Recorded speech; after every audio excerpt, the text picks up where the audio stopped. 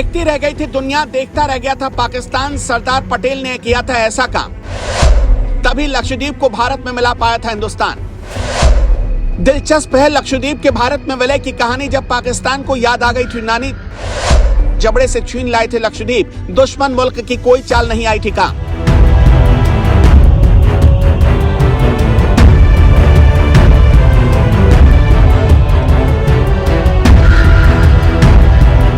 लक्षद्वीप आज भारत की शान बन चुका है। दुनिया गूगल पर लक्षद्वीप को सर्च कर रही है, तारीफ कर रही है और लक्षद्वीप की खूबसूरत तस्वीरों की वाहवाही कर रही है। लेकिन क्या आपको पता है कि लक्षद्वीप भारत के हाथ कैसे आया? अगर सरदार पटेल ने थोड़ी और लापरवाही या देरी की होती तो लक्षद्वीप भारत के हाथों से निकल जाता। लेकिन उस दिन जब पाकिस्तान के जबड़े से सरदार पटेल लक्षद्वीप को छीन कर ले आए थे, पाकिस्तान क्या पूरी दुनिया भारत के इस काम को हैरत भरी नजरों से देख रही थी। लेकिन ये सब हुआ कैसे? अगले 2 मिनट में हम आपको पूरी डिटेल बताते हैं।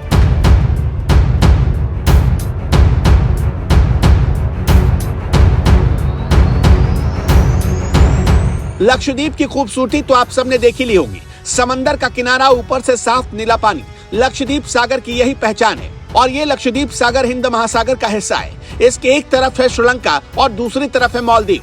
अब लक्षद्वीप दिल्ली और कोलकाता से इतना दूर था कि यहाँ के लोग कभी महागरीबी वाली जिंदगी गुजारने पर मजबूर थे। भले ही इसकी कोई सीमा पाकिस्तान से नहीं मिलती थी, लेकिन लक्षद्वीप पर पाकिस्तान की टेढ़ी नजर पड़ चुकी थी। और साल 1947 में बोरिया बिस्तर लेकर पाकिस्तान लक्षद्वीप पर कब्जा के लिए चल पड़ा था। लक्षद्वीप के बारे में एक कहानी ये है कि 7वीं शताब्दी में केरल के अंतिम राजा चेरामन पेरुमल ने इसे बसाया। दावा किया जाता है कि कुछ अरब व्यापारियों के कहने पर यहाँ के राजा चेरामन पेरुमल ने इस्लाम धर्म कबूल कर लिया। मध्यकाल में यहाँ चोल राजवंश और कैनानोर के साम्राज्य का शासन था।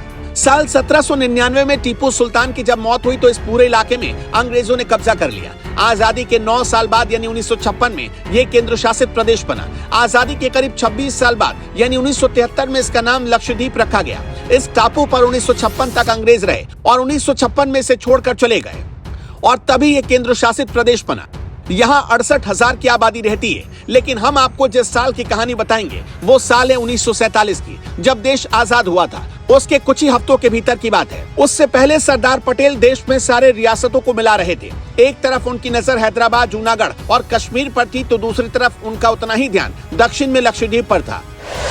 सरदार पटेल ने फौरन मुदालियार भाइयों को कहा कि वो त्रावणकोट जाएं और वहां तिरंगा लहरा दें। मुदालियार भाइयों में एयरकोट रामास्वामी और एयरकोट लक्ष्मण स्वामी शामिल थे। सरदार पटेल ने तब कहा था कि जितने भी भारत के तटीय द्वीप हैं, उन पर भारत का तिरंगा लहरा दिया जाए, जिससे ये क्षेत्र भारत का हो जाए। उस वक्त सरदार पटेल ने कहा था कि अगर पुलिस के पास हथियार नहीं है तो उन्हें लाठियों के साथ भेजा जाए, मगर किसी भी तरीके से वहां कब्जा किया जाए। कई रिपोर्ट्स में दावा किया जाता है कि जब त्रावणकोट पुलिस के लोग झंडा फहराने जा रहे थे, उसी वक्त पाकिस्तान का झंडा लगा जहाज भी उधर आ रहा था। लेकिन आखिर में भारत की पुलिस पाकिस्तान से पहले तटीय इलाकों में तिरंगा लहराने में कामयाब रही और देखते ही देखते पाकिस्तानी हाथ मलते रह गए। इसके बाद पाकिस्तान को अपना समूह लेकर वापस लौटना पड़ा।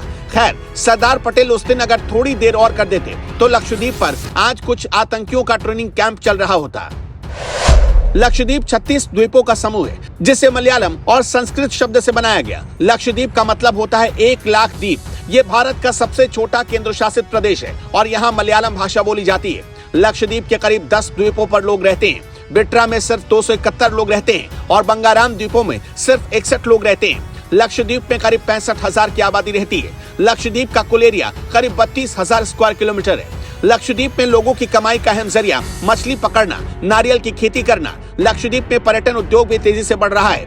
करवत्ती इसकी राजधानी है। मोदी सरकार की पॉलिसी रही कि पिछले 9 सालों में हर उस जगह को दुनिया के मानचित्र पर नई पहचान दी जाए जो गुमनाम होते जा रहे थे।